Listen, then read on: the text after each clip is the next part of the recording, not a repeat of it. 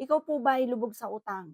Or kaya po parang kahit gaano kalaking pera ang dumadaan sa inyo pong kamay, nauubos din po ito.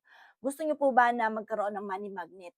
Pero kailangan mga bossing ko, bukod sa pagiging masipag at matiyaga, hindi kumbaga sa mga pampaswerte, hindi po puwedeng aasa ka dito. Wa-effect po ito kapag po ikaw ay batugan. Pero kung ikaw po'y masipag at matiyaga at parang walang pinatutunguhan ng pagiging masipag at matiyaga, mainam mga bossing ko ay magawa niyo po ito. Ito pa mga bossing, kailangan positive ka kapag ginagawa niyo po siya. Makaka-attract po ito ng swerte. Kayo mismo magpapasalamat sa pampaswerteng ito mga bossing.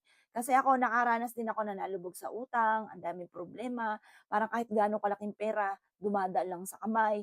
Mainam na magawa niyo po ito ng 3 araw na sunod-sunod. Kumuha po kayo mga bossing ko ng luya.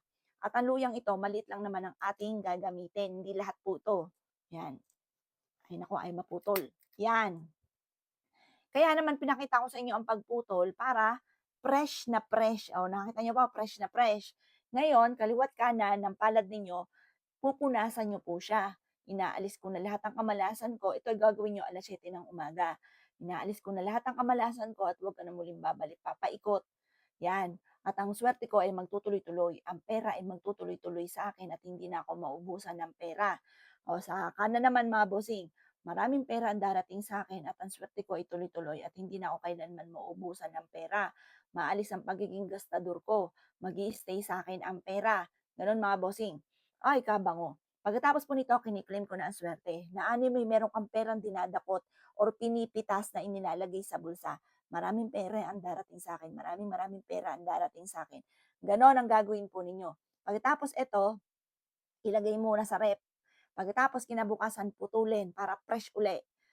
Gano'n uli, 3 araw, 3 araw. Yung pinutulan, ipunin niyo lang, ilagay niyo sa ilalim ng inyong, higaan. Lagay niyo yung pinagputulan, ilagay niyo para hinihigop yung negative energy sa ating katawan.